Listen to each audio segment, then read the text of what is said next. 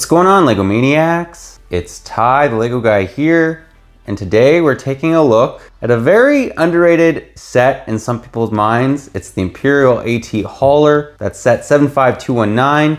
It had 829 pieces, 5 minifigs, retailed for 100 US, and it came out in 2018. Now nowadays this set's going for 88 new or 83 used, so if you want to pick up a set for a pretty good deal, you can get this one still, even though it's retired. There are reasons why it's maybe going for that price, but all in all, I have to say, I think it is underrated. We're gonna get into exactly why, but enough talk, let's get right into it.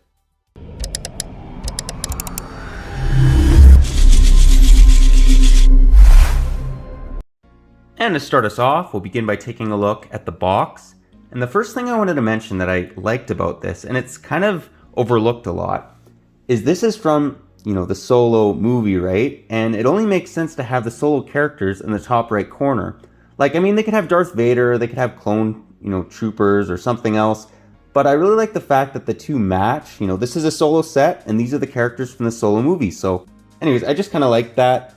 And the scene that it's kind of depicting in the background is, from the movie as well. So, it's all tying in together. In the bottom left corner, you'll notice all the different characters that are included in this set. And then moving to the side of the box, you'll notice the front of the box on the side. But then on the back, it gets into some of its features. So this is an AT Hauler, which means it can carry, I believe, ATSTs along with crates. And even the Imperial Convex transport, which we will show later on in this review. I really like how this set lands as well. Gets into the interior, which is quite small. We're gonna take a look at that as well.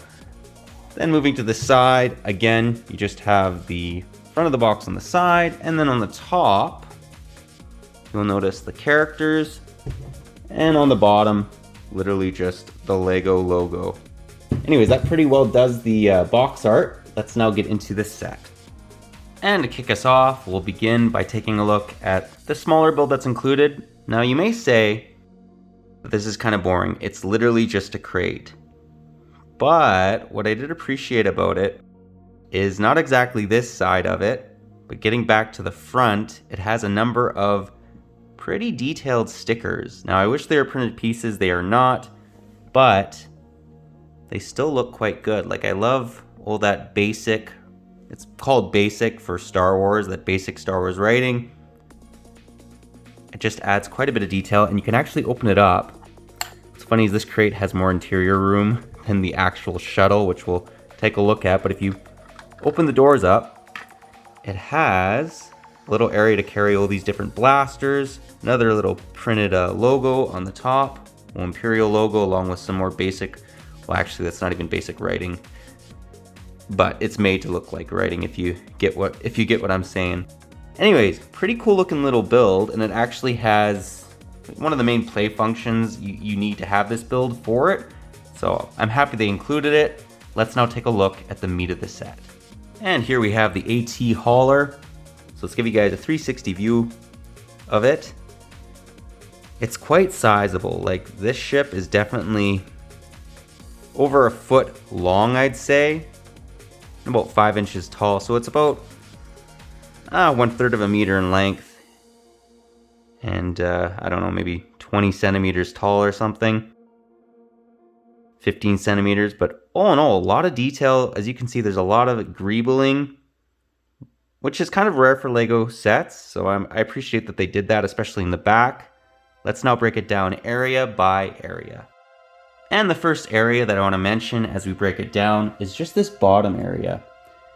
Now, if you want to include this as the interior is actually quite large. I don't, however, include that as part of it, but it is kind of cool that you can fit 2 minifigs down there, just to kind of, add to the overall ship. Breaking it down, though, in the front, you'll notice that they have a number of stickers. Now, I'm not a big sticker-oriented guy. There's a lot of stickers in this set.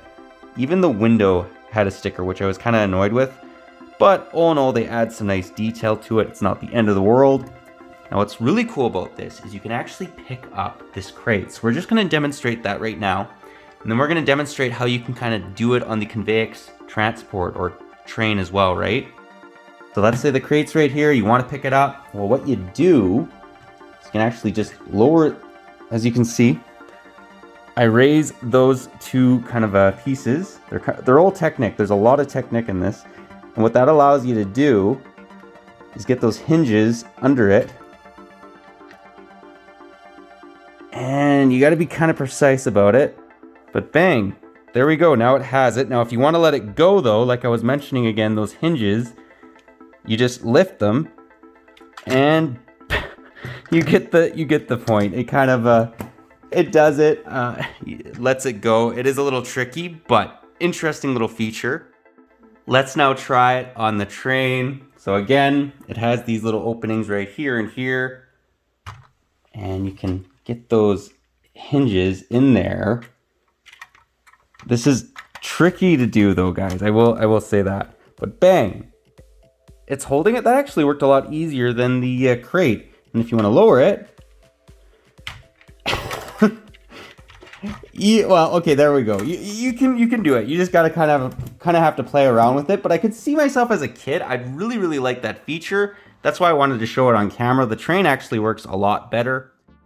And the next location that we'll take a look at is actually the cockpit. So that's what it kind of looks like. This is my biggest complaint with this set. However, it still looks pretty good. Now, as you open it up, you'll notice it has some nice little control panels.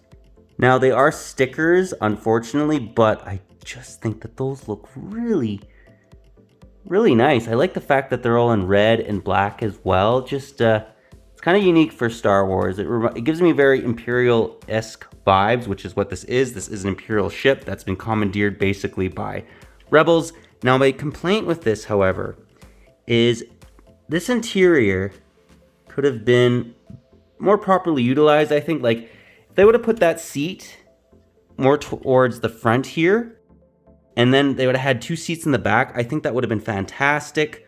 Overall, I still think it's a pretty cool looking little cockpit. I just think it has a lot of wasted space, like, very easily. And he's a short minifig too, so you could have just moved him up, and then you would have had maybe a seat for another minifig, maybe two more minifigs if we really use the space correctly. Overall, I still quite like the cockpit. As you can see, it also has some stud shooters on the side. We all know how we feel about those. And a nice printed little dish on each side, just to kind of give the idea that they're windows. Here again is just a little bit better view of the other console piece. It's showing it pick up a crate, so it's kind of explaining it. I just think these are awesome looking little stickers. But getting back into the ship, this is kind of what the side of it looks like. So as you can see, there's some greebling, as I was mentioning before, some more stickers on the top, which will actually just show those off right now. And then on the back of the ship, it actually has some more greebling, and it has these awesome looking engines. And the last feature that we're going to talk about here is my favorite feature for this entire ship. It's how you kind of land it. So what you kind of do is you see these little feet. Well, you can push them out like so. Bang, bang. And then if you want to land it, let's flip her around.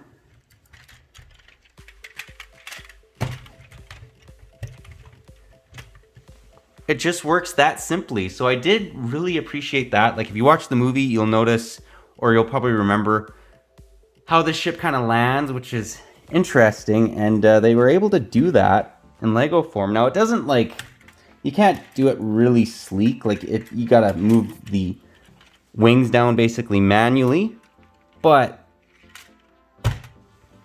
it's pretty simple and it just works really well. Now the Technic in this to make this work is incredible. There's so much Technic in this set, but overall I'm very happy with the overall look of the exterior of the ship and how all these features kind of work together. Like the claw feature works pretty good.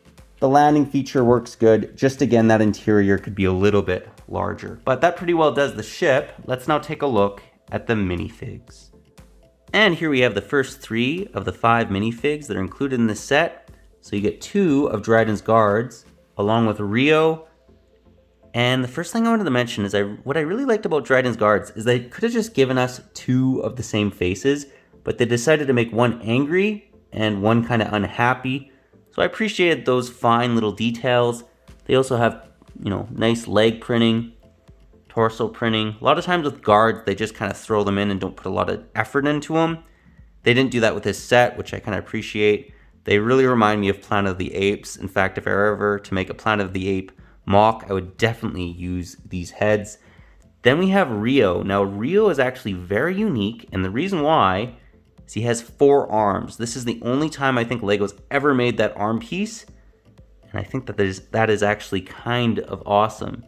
He also has some nice looking torso printing, and you can very easily raise his goggles to reveal his face. Again, he would work great for Planet of the Apes as well. These guys just have very Planet of the Apes type vibes. Flipping them around though, let's actually just show you guys their back torso printing. Nothing too crazy, but nice detail regardless. And just so you guys know, these arms work like any arm except they have 2 arms in one. So I thought that was just so cool.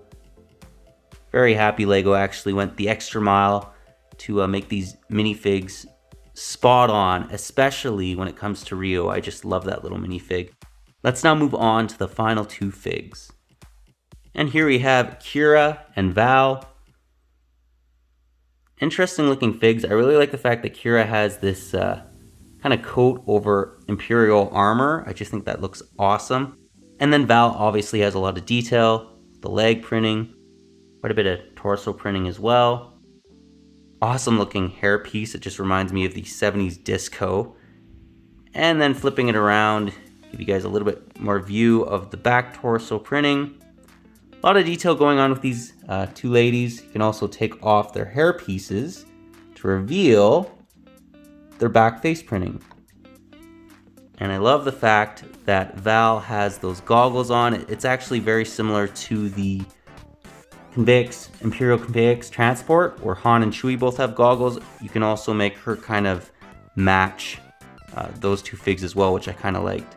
But that pretty well does the 5 figs that are included. Again, they're very unique, and I believe they're all unique to this set. Let's now get into the end of the review and get my final thoughts. Well guys, that was my review. Do hope you enjoyed it. Honestly, this set has great features. The way it lands, I love. The way that I can pick up, like, you know, the crate, or it can pick up the train is also really cool. I'd love to mod this so it could pick up an AT-ST as well, because it is an AT hauler. Whether it can pick up AT-AT is yet to be seen. I don't think it's quite sizable enough, but definitely an AT-ST. And I could see myself throwing this set in like a mock or something. I think that would be really cool. However, the interior is the one negative of this set. Like it should be much larger. Like this back area, what are they doing with this space? Now I realize that it holds a lot of the ship together in that middle area, but it just feels like it should have a larger interior. The fact that it can only fit 1 minifig is kind of a letdown. Like even if they put the chair more forward and kind of gave us some seats in the back, I even would have been more happy with that. Easy mod, but it'd be nice if we got it, you know, from the get-go from Lego, right? If it was designed correctly. But let me know what you guys think about this one, if you like it, if you don't. Any areas you think they could maybe improve on it. All in all, I think that it actually is a very good looking ship. It actually looks very accurate to what we see in the movie, and it has some awesome features. I just wish the interior was a bit bigger. But yeah, that's all I got for you today. But if you like this video, leave it a thumbs up. If you're new to the channel, definitely consider subscribing and click that bell so you're notified for any future Lego Star Wars reviews, comparisons, etc. that we do. We do one of these every Tuesday, and yeah, they're a lot of fun. They get interesting. But that's all I got for you again. But thanks again for watching, and I'll catch you on the next one.